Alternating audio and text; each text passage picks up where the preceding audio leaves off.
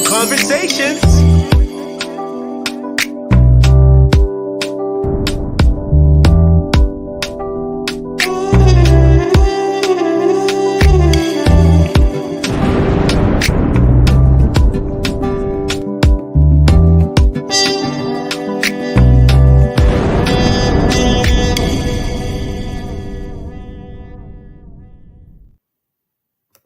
Hello, everyone, and welcome to Strong Conversations, hot takes from a cultural firebrand, where we ignite thought-provoking, I can talk, I promise, thought-provoking conversations and challenge the status quo. I'm still Dr. Carolyn Strong, your host with a passion for truth-telling and social justice. You all know by now that each episode we dive into issues that matter most, and we try to bring you hot takes, unfiltered perspectives, and conversations that spark change. We pride ourselves on challenging the narrative one conversation at a time, and today is no different. Per usual, I try to find the best experts in the field that I can find to have these conversations with me. And again, today is no different. Today we're talking about emotional justice, and we are doing so with Esther Armah. Welcome, welcome, welcome. Oh, you are muted. Let me fix that for you. Good morning. Good morning, good afternoon, Dr. Strong. Good to be with you. Thank you so much Thank for you. How letting me are join you? I'm good. I'm joining you from the west coast of the motherland. I'm here in Accra in Ghana. Then you are not freezing the way I am, but thank you. I am not freezing. It is hot. It's kind of weirdly LA smoky, but it's hot. So we praise God for that. I appreciate it. So tell us about yourself. So 3 words, global black chick. That's how I self-identify. I love I'm that. a global black chick. And I love say that because I claim 3 different cities across 3 countries on 3 continents as home. I lived in New York for almost 10 years, so I definitely claim New York I call it my creative home. I was born in London, went to school there, started my journalism work. I'm a former journalist, and that's the city of my birth, and I still have my sisters and my brother are still there. And then I'm in Accra, the capital city of Ghana on the west coast of Africa.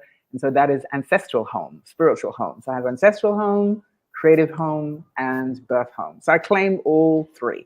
And hence Global Black Chick. I'm a former journalist, a playwright, a global speaker, and I'm the founder and CEO of the Armah Institute of Emotional Justice. And we're an international institute, and we develop innovative racial healing resources using this racial healing framework called emotional justice. And we make them through projects and training and thought leadership. I'm blessed to lead a pretty fabulous global team that is in Chicago, Illinois, where I'm talking to you guys at, in the UK, and also here in Ghana. And I'm also an author of the book, Emotional Justice, A Roadmap for Racial Healing. Was a journalist, as I said, and worked as a journalist in New York on radio and TV, on WBAI radio and on TV, places like MSNBC and CNN. I was in London working as a journalist for the BBC. And again, I'm a traveler, so have worked and lived in New York, Washington, Ghana, Nigeria, Kenya, South Africa. So That's me. You really are a global black chick. I really am. I feel like I need to put a t-shirt in the mail for you. I think I'm going to do that because everybody knows I'm the t-shirt chick. Like I will find you a global black chick t-shirt and it will come in the mail to you. I would love that. I would love that. I so appreciate you being here today. Like you have no idea. I might be fangirling a little bit, so you got to bear with me. Fangirl reciprocates fangirl. So what is emotional justice? Like I hear it. I don't hear it enough, but I hear it.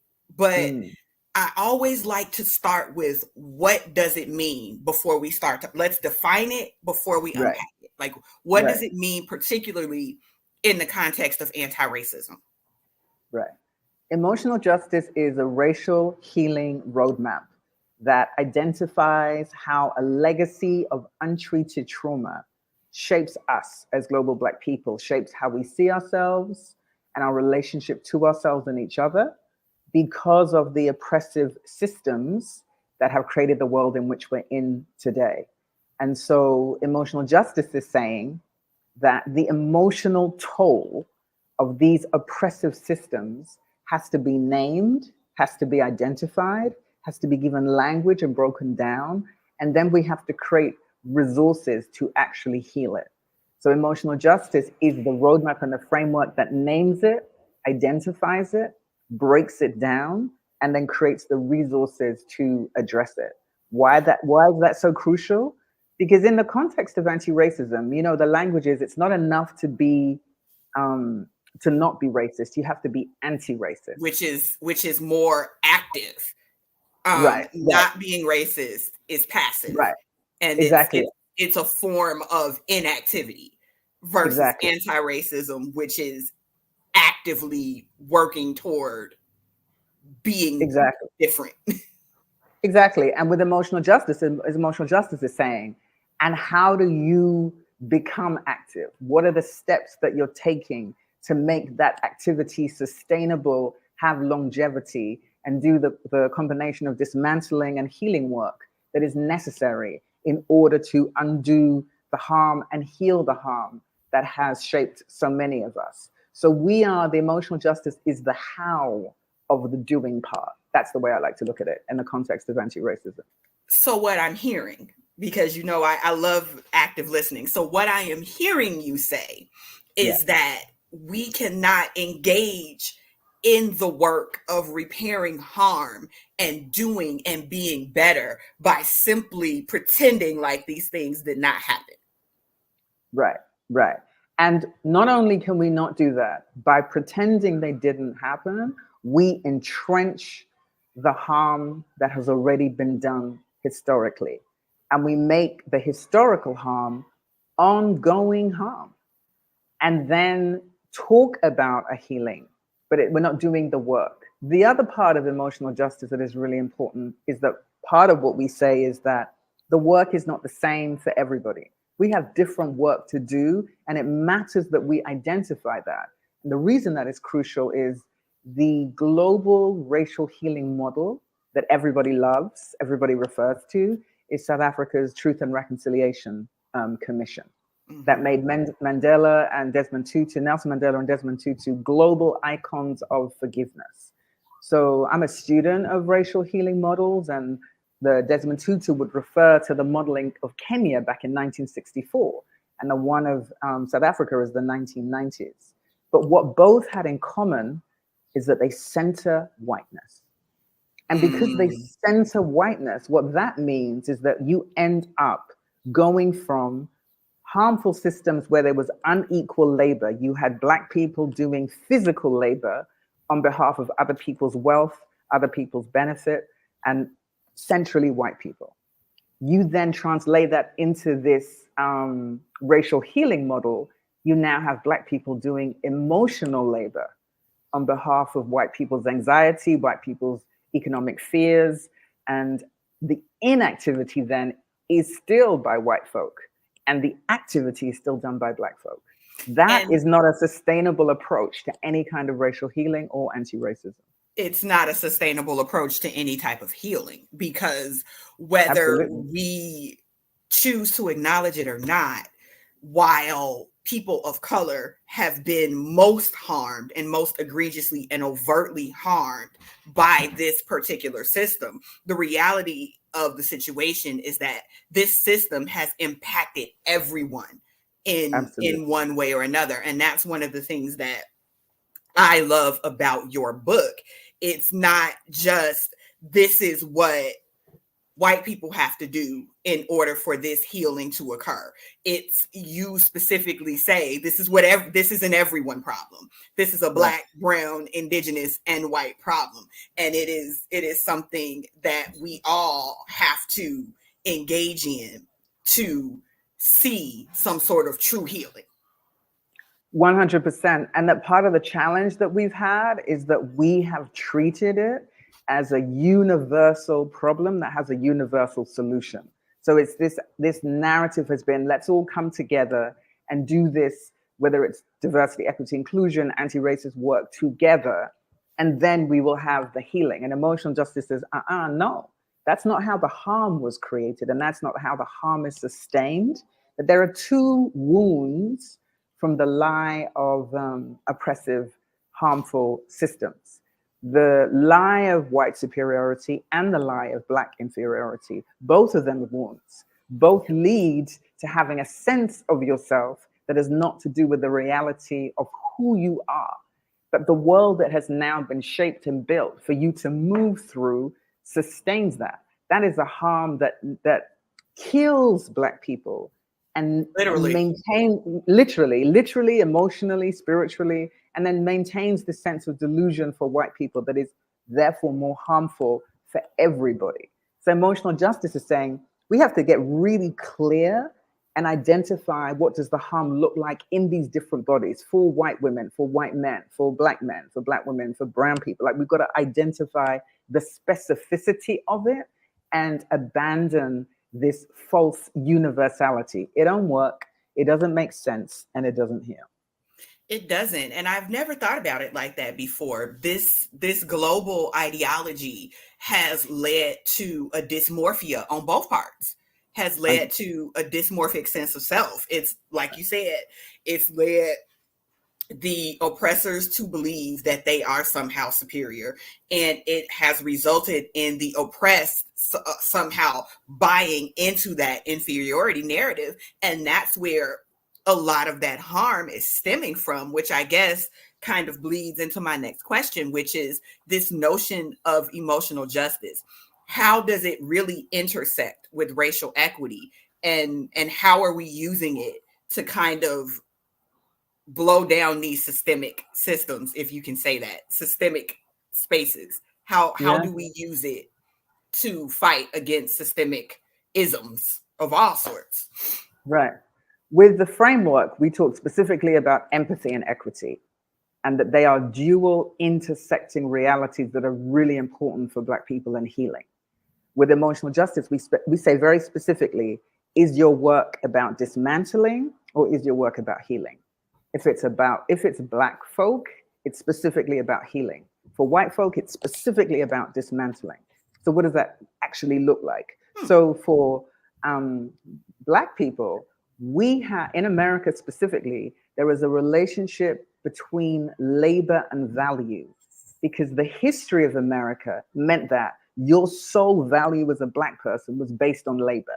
Labor that was back breaking, soul aching, took you out, wore you down. But the more you could do, the more valuable you were. Now, that was a physical reality of enslavement. But the legacy of the untreated trauma is that we internalized that our value was rooted in how much work we could do. So I call Or it in push Black through. women's case, Black literal women say, labor, and right, how many babies you could have so right, that you can continue to proliferate this peculiar institution, right, which right. So for that's us, right.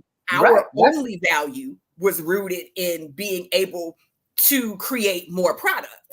Right. And it wasn't even our only value, that the multiple value was just labor in these multiple ways. It was sexual labor, that sexual violence, producing in order to literally repopulate the nation, the physical labor in the house, in the fields. But it was this relationship to labor where your sole value was connected to that. What we haven't looked at, because there's not been enough centering of Blackness, is for us, is to then look at, we have a relationship to labor where we measure our value solely as how much more we're able to do. I call it push through onomics. So it's not just that you can work. I'm not talking about a work ethic, being disciplined, great things. No, I'm talking about your heart is breaking, your back is breaking, you're sick, you literally can't do anymore, but you're going to push through, keep going, keep getting up, no matter what happens, no matter how hurt you are, no matter what is happening, you simply keep going. So that's the first part of it. And then the second part of it is it creates a relationship to rest that is deadly. It makes particularly Black women look at rest as something that's connected to being lazy.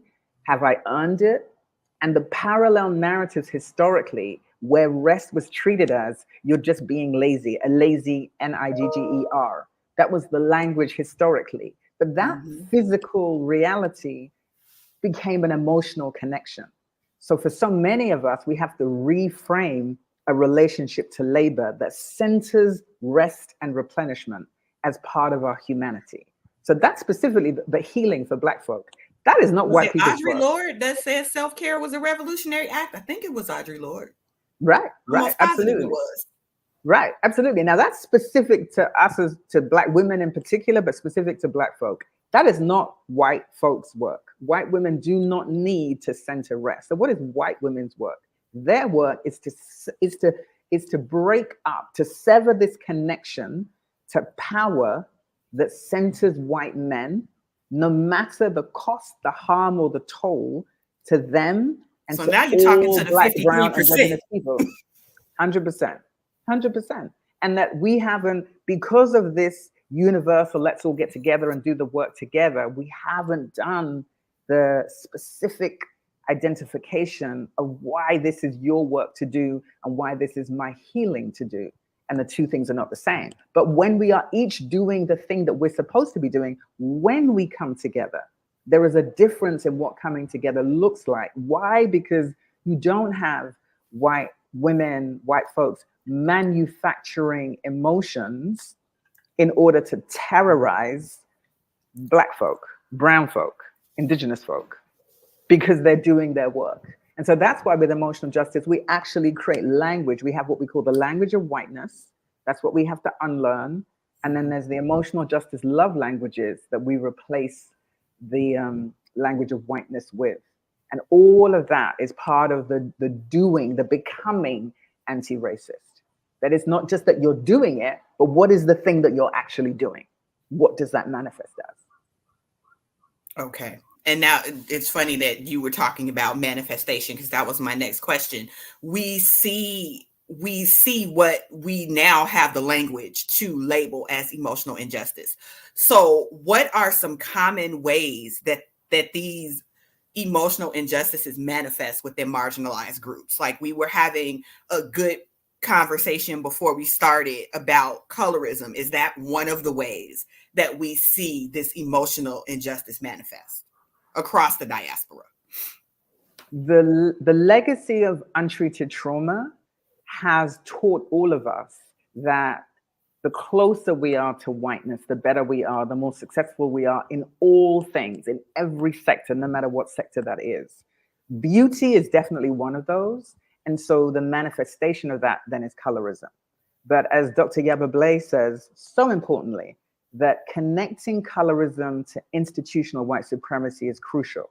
Because if we don't make it and understand that it is structural, it's about systemic change, we always talk about the individual sister or the individual brother that's either bleaching their skin or doing A, B, C, D. We divorce it from the systems that have made this reality a multi-million-dollar business that exists all over the world, in Asia, in Africa, in the Caribbean, in America, in the UK.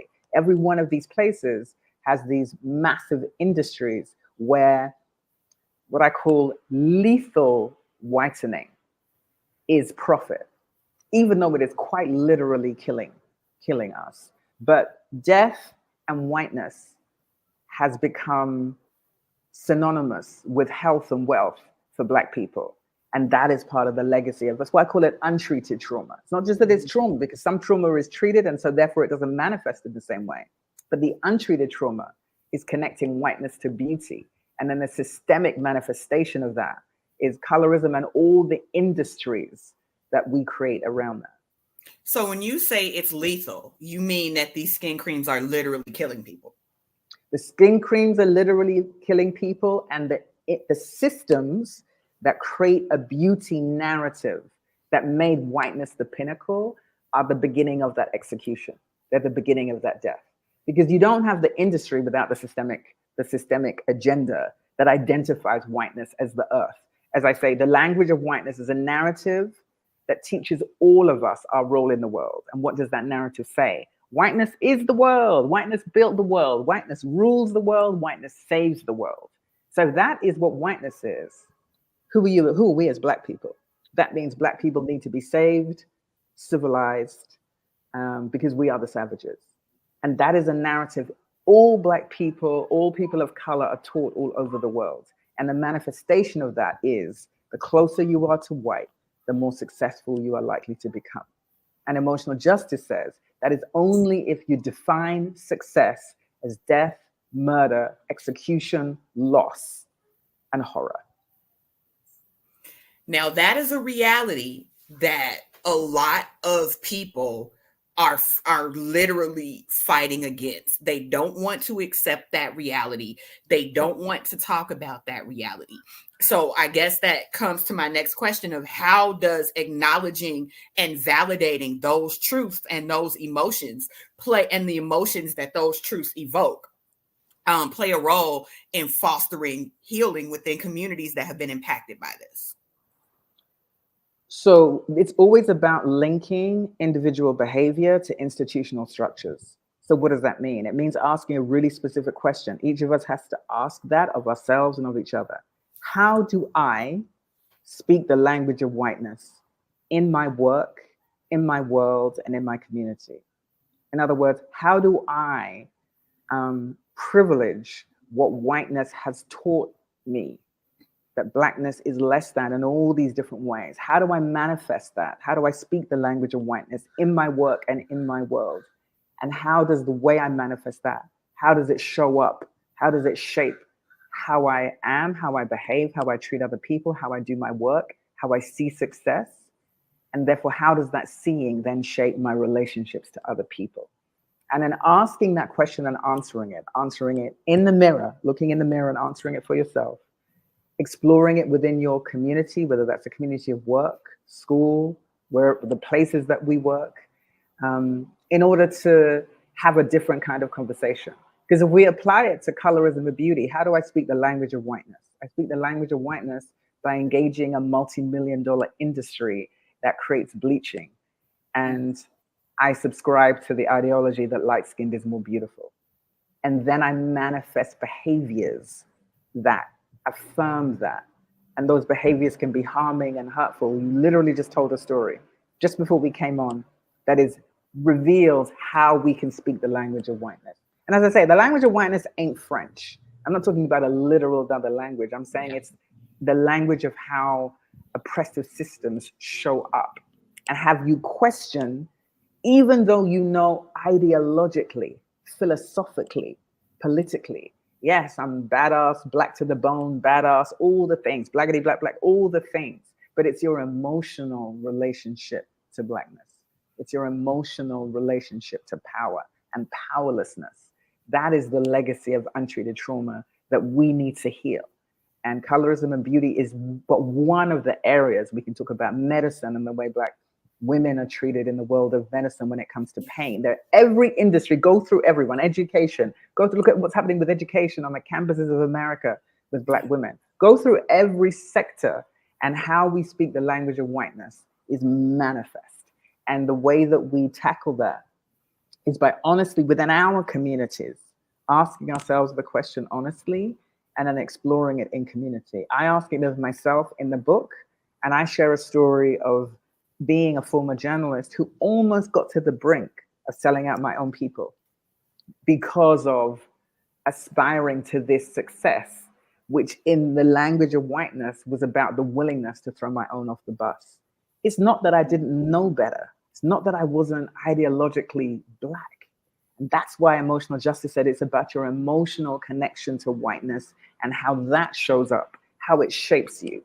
Because if you think you're protected by your ideology and you don't recognize the power of the emotional relationship to whiteness, to Blackness, to power, you can end up doing the kinds of things that you would imagine are unimaginable.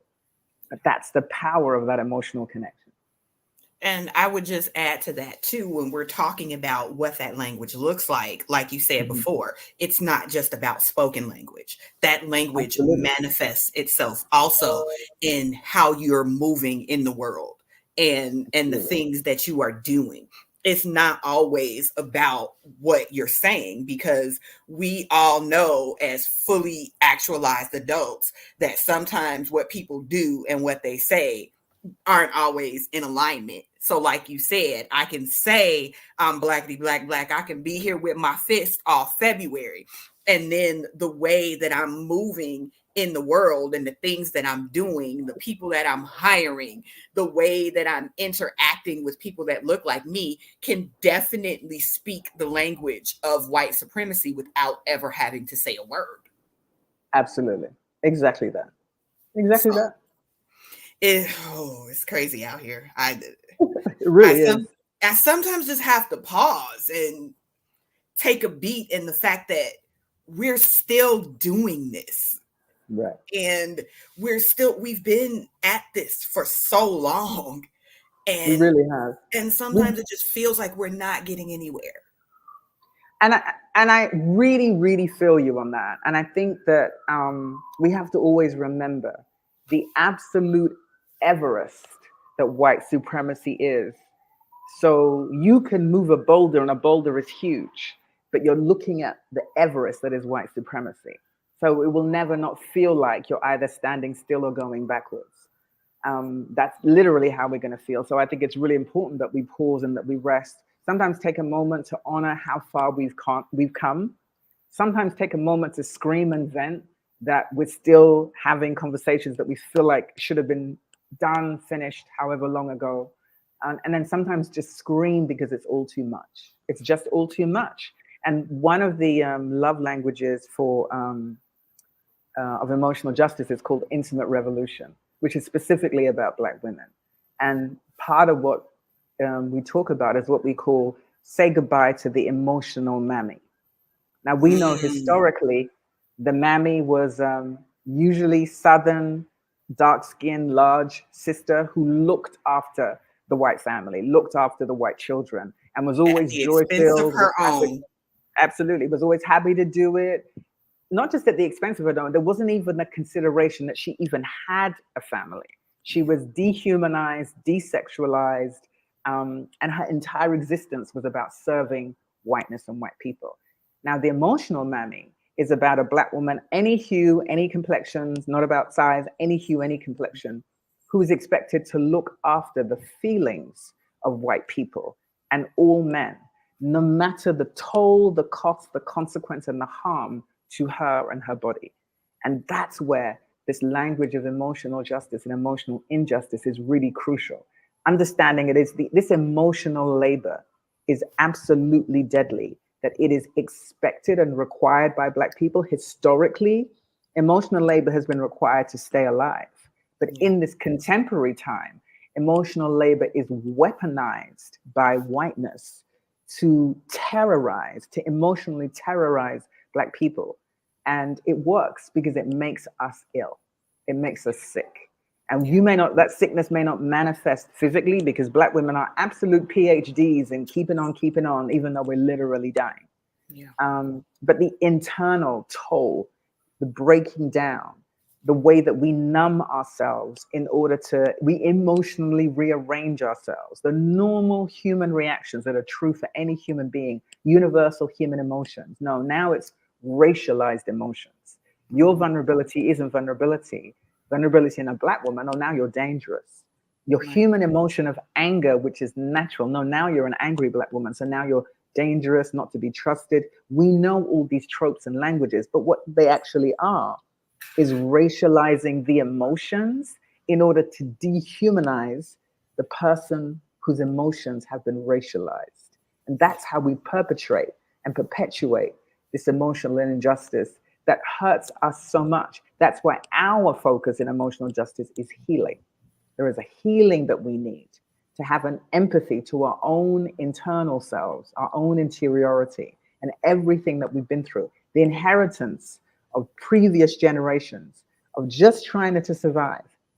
And we always say in emotional justice, we don't critique those who came before because we Right. say every generation has its work to do. Yeah. Just saying that in this generation, the work of the emotional, the work of our healing is our central focus, but also evolving the historical models like the Truth and Reconciliation Commission and saying that we understand why those were done then.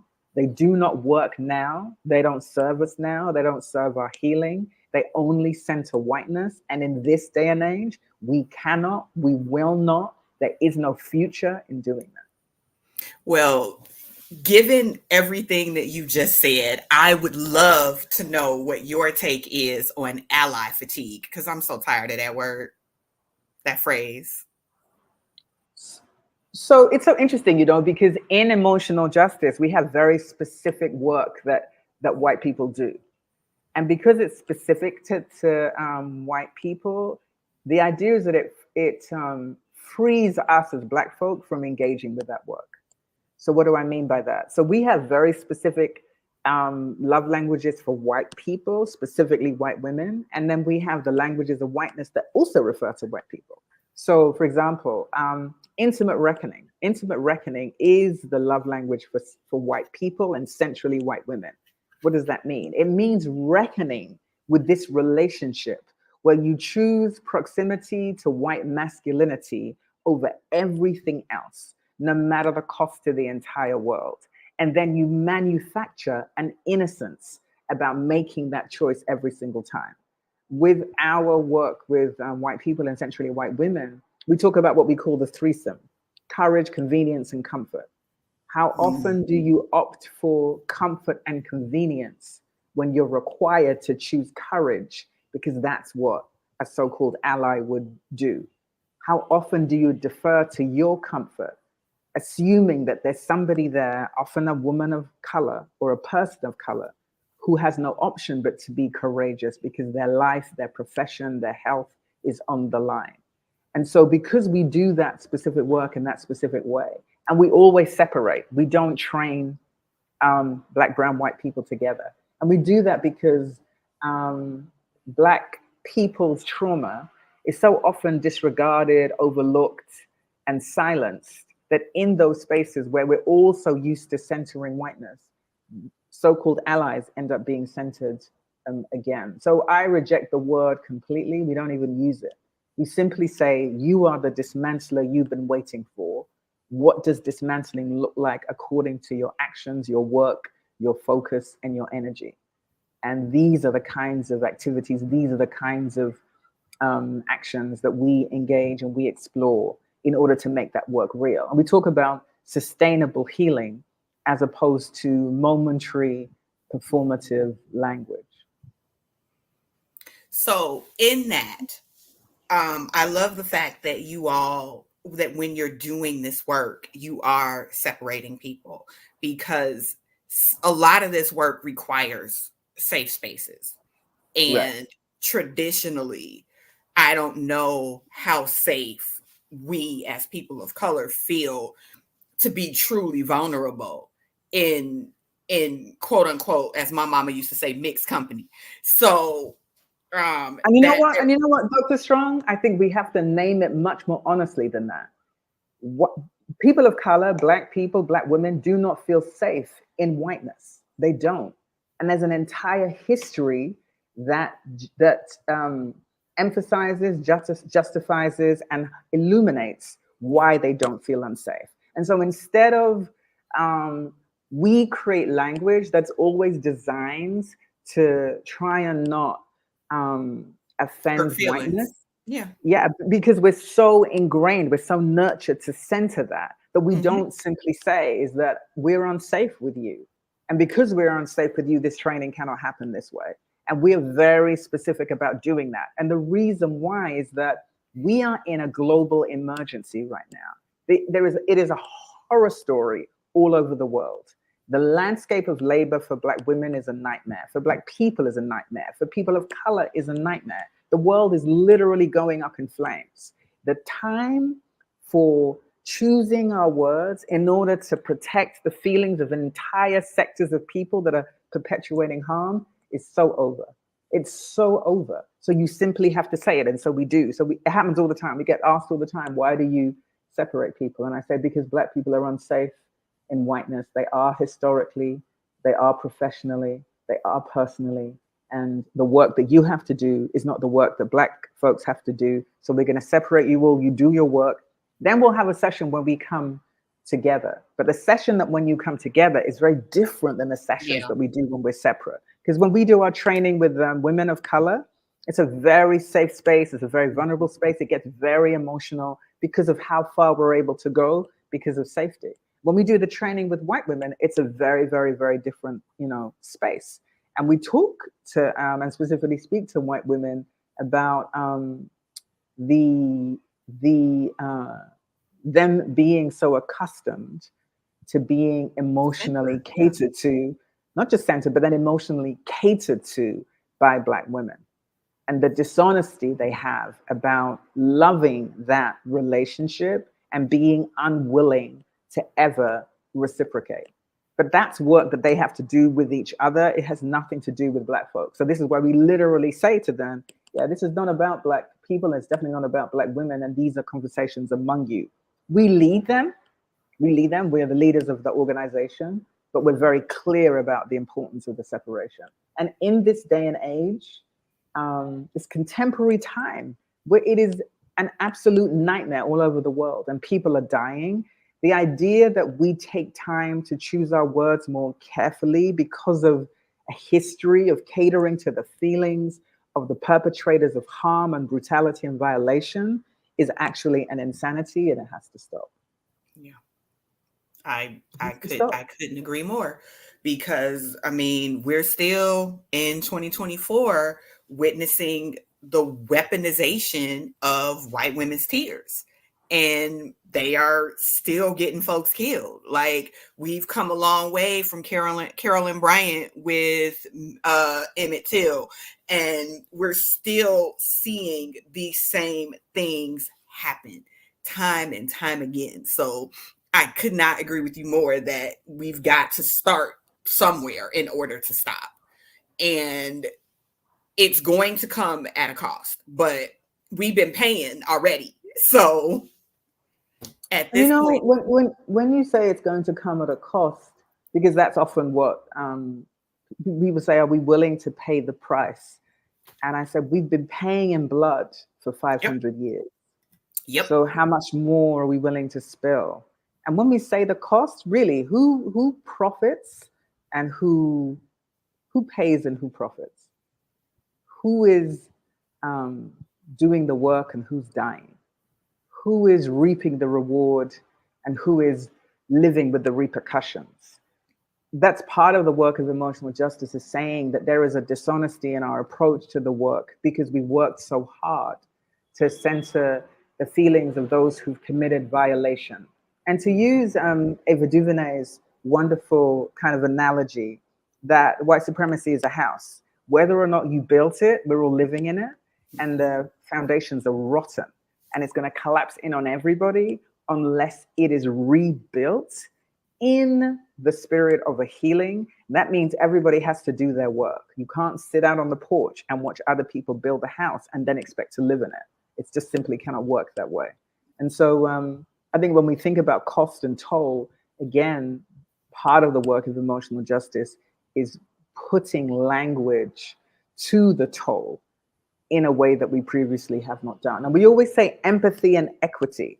And that part of the empathy is black folk and people of color, black folk, brown folk, Asian folk, indigenous folk.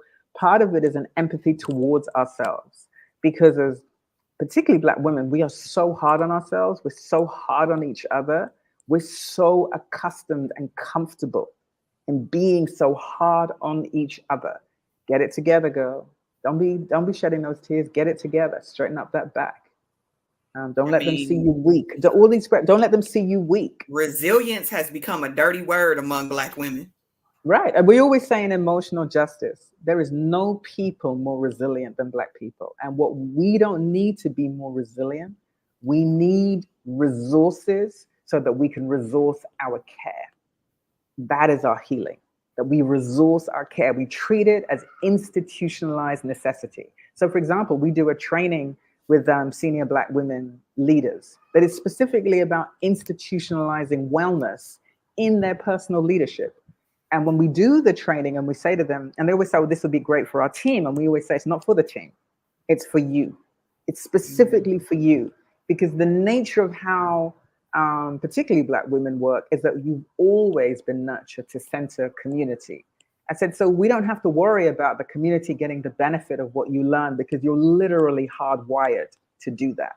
But the neglect is also of you who is leading this whole space. There is an emotional neglect that has a lethal toll. And so part of our work is institutionalizing wellness for Black women leading social justice organizations in different leadership positions and engaging sectors that fund Black women to make that a line item, a specific budget line item. Like we create language for it to introduce philanthropy into saying that you're going to give somebody money to do a project, et cetera, and that person is a person of color. If they're a Black woman-led business, then there needs to be a budget line that's specifically about their care and their rest. And we call it the culture of care because Yeah. nobody will budget for our healing No. except us. No. And I think too, when we say wellness, we need to be clear that it's wellness across the spectrum. It's emotional wellness, it's physical wellness. Right. It is that notion of radical rest, because sometimes when things get out of control for Black women and we start to fall into what Dr. Shanika Walker Barnes calls the superwoman syndrome, is because there just simply aren't enough hours in the day to do things that other people take for granted. Like, my shoulder's been bothering me for weeks. I guess I'll get it looked at. Oh, wait, there's no time. The kids got doctor's appointments. This is happening. This is happening. This is happening. And then you don't get that shoulder looked at until it's something that isn't as easily fixable. And now you're down for the count and you've got a doctor saying, well, we might could have fixed this if you had been here months ago. Well, that just wasn't in the budget. And by budget, I mean time, or just the ability to view myself as valuable enough to look after, because you would never allow that for your children. You would never allow that for your significant other. You would never allow that for a parent. But for yourself, later, and then later, sometimes too late. Black women are the first responders to the entire world. What we have to learn is that we must be first responders to our own mind, body, soul. So I do want to kind of wrap up here because I know that you've got a million things to do. But I do want to ask, because one of the many hats that you wear is playwright. So in giving that, what role does storytelling and narrative sharing play in achieving emotional justice, particularly amplifying marginalized voices all over the diaspora? With emotional justice, we use storytelling as a strategy for systemic change. So it's never just stories for the sake of awareness or stories for the sake of stories. It's storytelling as a strategy for systemic change. So what does that mean in practice? Well, the voices that are the most silenced, suppressed, marginalized, those are the ones that must be centered. That is the point of view from which any healing emerges or should be thought through. And by doing that, that's an immediate remedy from a history of marginalization, treating Blackness, treating Black womanhood, treating Black personhood as if we are the periphery of humanity. So storytelling is a strategy for systemic change. We, so often in the world, people talk about the numbers tell a story. And we say, yes, they do. The numbers tell a story, but the narrative provides connection.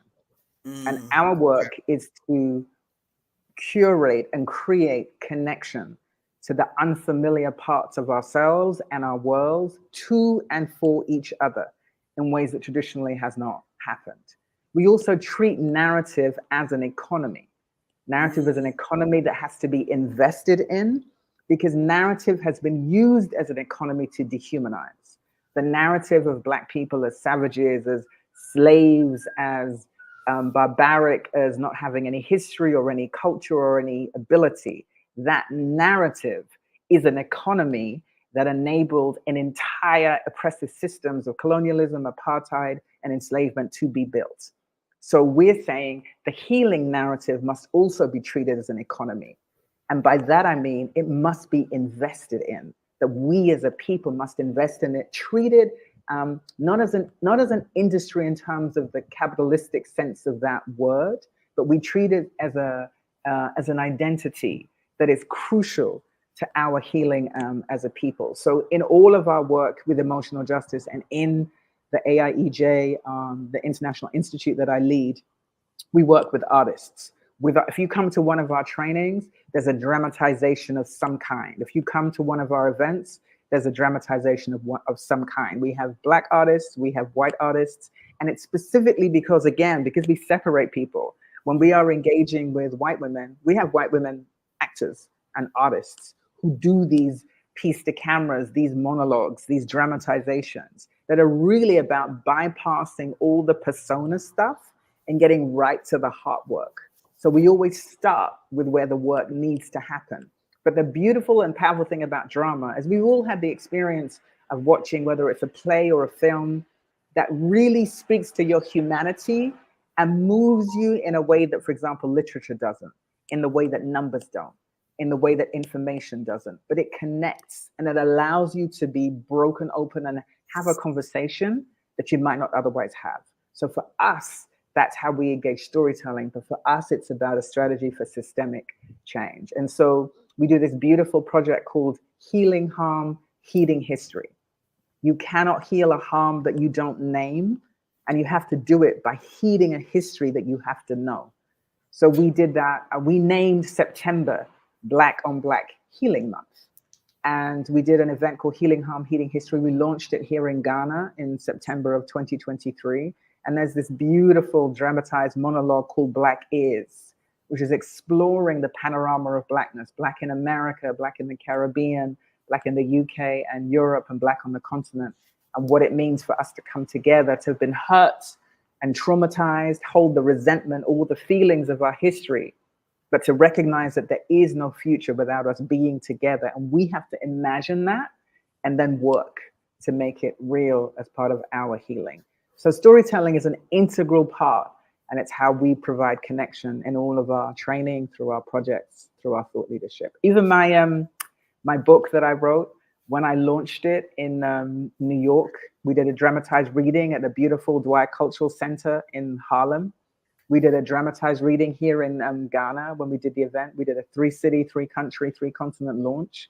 And so we had these beautiful dramatizations. So it didn't matter if you hadn't read the book. You were brought right inside the book, inside the pages, inside the stories. And because of that, people were able to connect to the story of healing. And what we mean when I say narrative is an economy that we must invest in. Well, I was going to ask you to unpack that, but you did such a lovely job of doing it that I don't have to. And I appreciate you for that. So I guess my last question for you is, speaking specifically to emotional justice, and taking into account that it's not something that most people are familiar with, what are 3 things that you would encourage people to do if they're just beginning their emotional justice journey? 1, buy the book. Absolutely. That's the best way to get into the space and into the conversation. It's a great book. Thank you. The 3 F's. It's in the book, but the 3 F's are a really easy way in. It's feelings, focus, and future.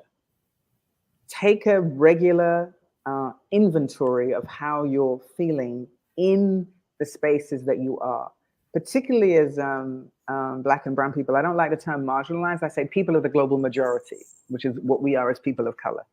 Take an emotional inventory of where you are, because there is so much happening, and it's happening at such speed. In the same way that people forget to eat, I feel like it's not that we forget to feel, we forget to identify what we're feeling in order to be in touch with our own humanity.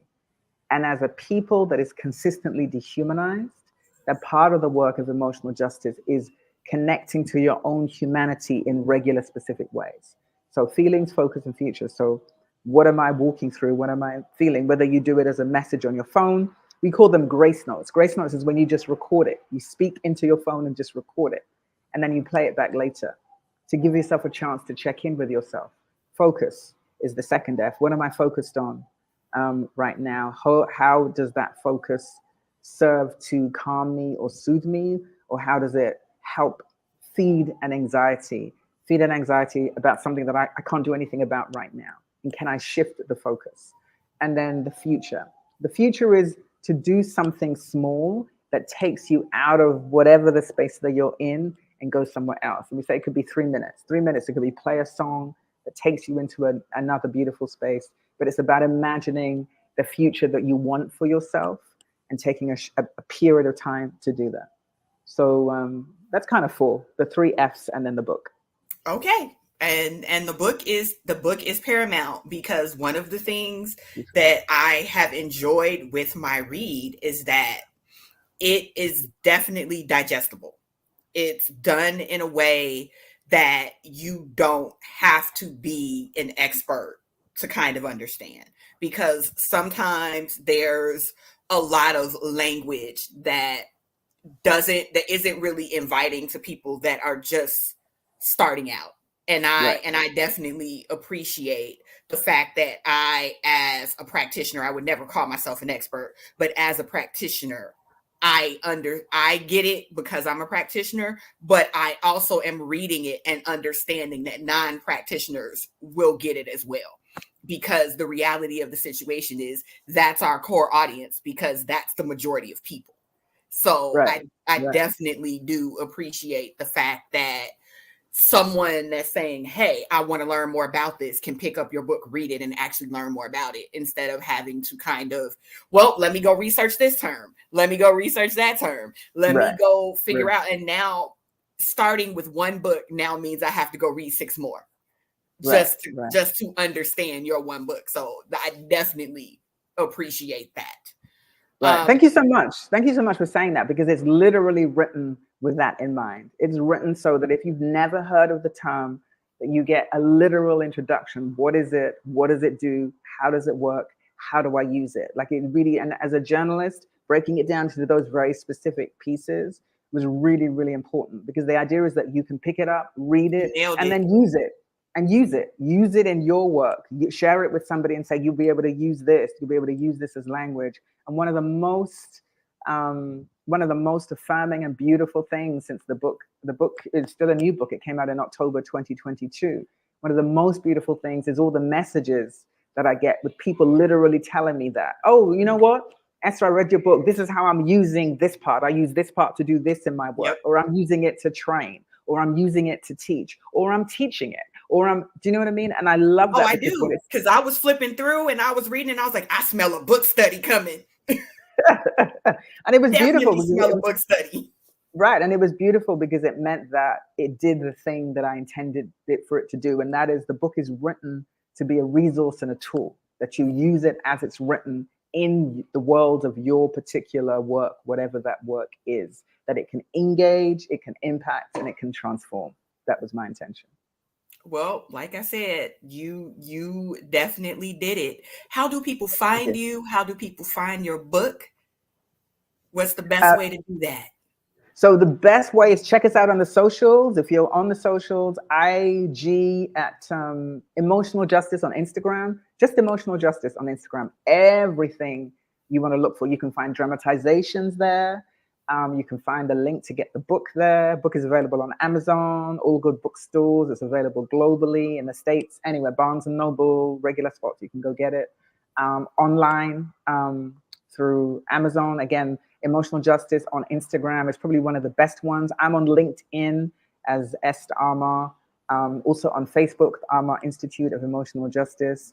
But yeah, IG in particular, if you get a really good sense of all the different types of work that we do.